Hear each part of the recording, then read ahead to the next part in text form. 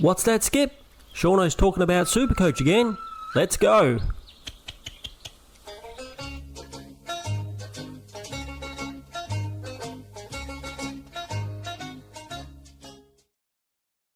G'day everybody, it's Shauno here and I'm back with some more Supercoach content. Today we're going to be doing our round 21 review video and we're going to combine that with our trades and captains video. We're only going to be doing the 2 videos a week for this part of the season. Don't think there's much to talk about in trades, but captains are definitely important. So we'll combine both of those things into the one video. Now, if we haven't already, go ahead and subscribe. Thank you so much for your support so far this season. If you're still watching now, you're obviously a hardcore Supercoach person, and so I really appreciate your support, and you might as well go ahead and sub if you haven't subbed already. Now, don't forget to like the video. That also helps me out a lot. And leave me a comment down below letting me know how you did this week. Now, there's still time to join the Discord. Now, there will not be a live video this week due to I have other things on, but hopefully I'll be able to catch up with everybody again next week. And a big apologies for last week where I wasn't feeling very well, so there was no live video or trades and captains video also last week. But we're all better now, and like I said, no live video this week, but next week hopefully should be back to normal with the 2 videos. All right, let's go ahead and see how we did. Score of 2,402, which is not too bad, top 7%, and that's didn't do much to our season ranking though. We did get a green arrow, went up 3,419 places. So still a disgusting rank of 34,548. So it's still probably the worst rank I've ever had. And you might say, hey, Shauno, but you're playing for leagues. How did your leagues go? Unfortunately, we got knocked out of the league that we really, really care about, the one with all our friends. Congratulations to everyone out there who did win their league matches this week and move on to the next stage, whether that be next week or the week after. Good luck to everyone out there. I hope you win your overall. Unfortunately, I'm out and I lost to my good friend Dan by 18 points. 18 solitary points. And if you've been watching my videos, you'll know that last week I finished in 5th, but I was 0.2% away from finishing in 4th spot. And if I had finished 4th spot, I would have played this guy Pitto, and he scored a 2,338. So I would have gone straight through until the preliminary final. Is that what we call it? Anyway, would have gone straight through to this final. So, I guess that's a little bit disappointing. But at the same time, my team isn't great. And a lot of these guys I know have better teams, so they probably deserve to be there more than I do. But yeah, it's just knowing 0.2% is the difference for me being in the in this final here. And as opposed to being completely out. And as you can see, my 2,400 was better than, there was only 1, 2, 3, I guess 3 people scored out of the top 8 better than me in this round. So a little bit unlucky. As for the actual team, let's go through player by player like we normally do. Cal Wilkie, 121, very nice. Lockie Whitfield, 139. Would have liked to seen a few more of these scores throughout the season, but very nice to see it. Lockie Ash, 82. Doesn't really love that new midfield role of his. Just doesn't seem to get it as much. Dacos, 104. That's very nice. We'll take that for Dacos. Clark, again, still super disappointing. 85. We take from him, but we bought him as a primo to get 100 average, and he just hasn't delivered. Hawker Hunt, 78, very nice, very nice. Wasn't able to get the Dirks, 84 on the field, or the Will Edwards, 33. So Ash and Clark, a few more points from either of those. I know my opponent didn't have Clark, so that could have helped me win my league match. A few of the villains that have been villains all year kind of cost me my league match this week. Dacos was not our captain. We had the vice captain on Bont and the captain on Gorn. So Dacos, very nice, 125. Ashkoff, 121's been good. Bont, 61. Not too sure what's happening with Bont. It's 150 one week and 60 the next week. So very, well, not so much worrying, but just inconsistent. Bailey Smith has been pretty average since I got him in a couple of weeks ago, a couple of sub 100 scores, so we're just living with that. Walsh 77.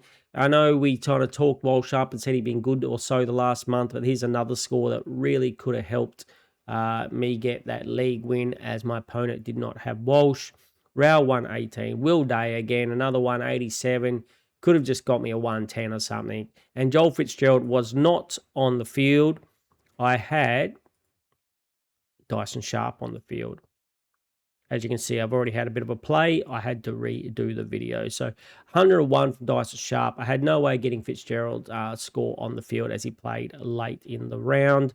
But still 101. He has been awesome, Dyson Sharp. And I mean, Fitzgerald, you never know with his time on ground. He got like 90% time on ground this week, but then he got like 60% like 2 weeks ago when he got like a 29 or something. So it's really hard to know what's going on with him. But if only I had done a like loophole with Petrarca or something like that, like I'll probably be doing this week, I could have got the extra 50 points there and maybe won it that way. So Gorn as my captain, very nice with 148. Jackson 77. She's a 123. Horn Francis 92. Another one who could have got a little bit more. Pickett 100. Durham 87. Can't be unhappy with what we paid for him. Oh, look out. The Thrillthorpe put on the thrills for us. 147. What a game it was for him. And he is one of the reasons I got a very decent score. Petrarca 53. Like I said, if I only had managed to loophole him with Sharp or even just leave him on the bench, I would have won my league match. My opponent did not have Petrarca either. So, it's one of those things like the Spuds really sputtered it up when I needed them to do better. And Grundy a 102. So that was the team this week, crew. Don't really need to talk about trades as I have none, and I assume not a lot of people out there do. What I will say though, if you do have trades and you're picking them, you're going to go a trade this week. I definitely want to trade for injuries, but also when you trade, go by the who's in form. So the last average, last 3 average, and the last 5 average, combined with what is their fixture, what teams are they playing. Are they playing some, like I believe Adelaide they got Richmond next. So someone, if you didn't have a Rankinen or Jordan Dawson, could be a really, really good pick this week if you are doing trades. So I'm not going to say any particular players, just do that. Who's in the best form and who's got the best fixture, go for those guys. And you should be hopefully okay. All right. Now we will do our captain segment that we like to call "Oh Captain, My Captain." Captain, my captain. Sit down, Mr. Anderson. All right. So as I said, not just going to do mine this week. We're going to combine it for everybody. So we're going to go through team by team, nice and quickly, and give who I think are decent captain and vice captain choices. So Bulldogs versus North, you could go Bont, but like we said, he's been up and down. I'm not too sure if I'm going to go. I mean, could go there. I think vice captain on Sheasel is a fairly safe pick. I might try that over Bont. Just not too sure what's going on with Bont. So maybe the Shees, I feel like, could be a little bit safer. But every time, like we said, Bont gets 60, he normally gets a 150 the week after. So I wouldn't blame you if you took a swing and put the vice captain on Bont as well.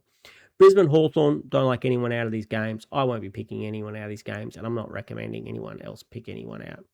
Like Freo and Melbourne, I think Jackson and Gawn may equal each other out a little bit, and there'll be the 2 ruck combo with either a Cox or Darcy up against Gawn. They could potentially even bring in Heath to try and counter that. So I don't know if Gawn is an option for me this week. But if you wanted to take a swing as a vice captain, I understand it. I do feel like there are better options out there though. Sydney versus Port Adelaide, a Heaney or even a sneaky Errol Goulden, I think are very good picks here. I think they both could have good games. I'd definitely be thinking about picking one of those two if I had them in my team. Geelong and Essendon, well, you would assume this means that Bailey Smith is going to have a big game, but he hasn't had a big game the last couple of games. He did score 141 against them last year. So again, I think he is a vice captain option. He's got the proper fixture, just can he deliver? Now, here, the next match, Adelaide versus Richmond, I think it's probably going to be one of the better matches for your captain and vice captain options.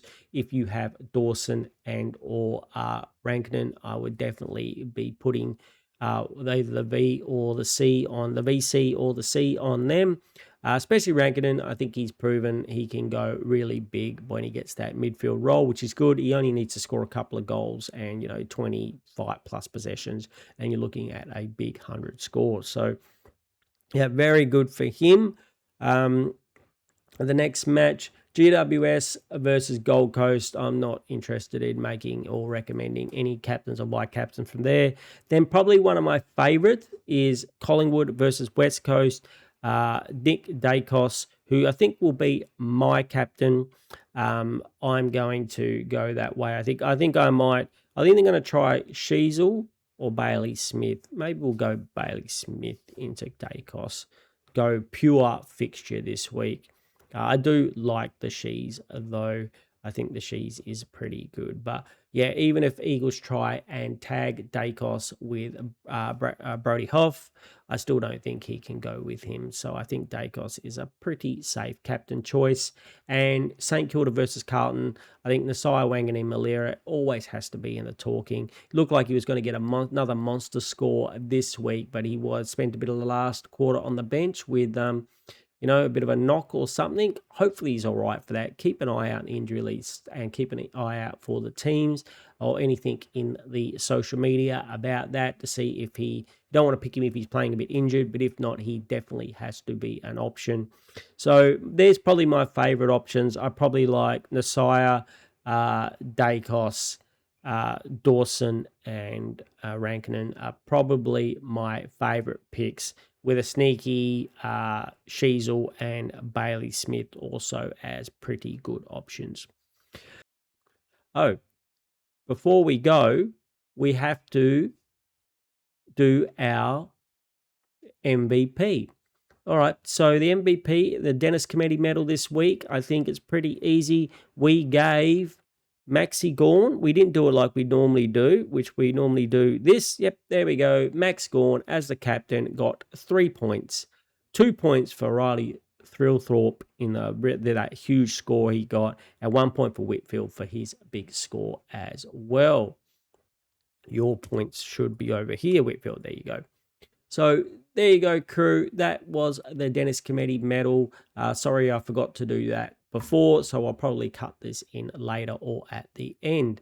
All right, crew. So that's going to be the video for today. We're going to try and keep them fairly short. So please go ahead and sub if you haven't already subbed. Like the video. Leave me a comment letting me know who you are going to make as your vice captain and captain this week. And I would love to know if you made it through to the next round of your finals. As we said before, there will not be a live video this week, but you can still pop your team in my Discord if you like, and we can still have a chat about it, especially if you're like thinking about what to do in the last few rounds and you have trades or, a really tricky captain choice coming up. So thanks everyone for all your support, and hopefully I will talk to you all again very soon.